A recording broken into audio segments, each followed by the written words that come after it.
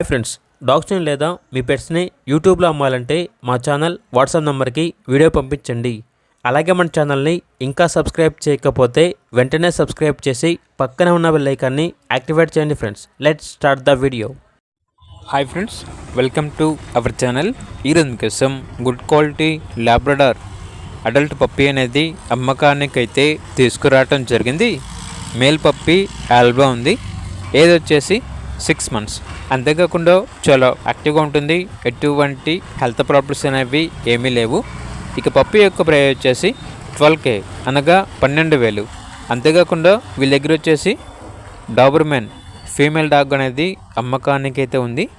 ఏది వచ్చేసి 19 months. ఇక డాగ్ యొక్క ప్రైస్ వచ్చేసి 13K, అనగా 13,000.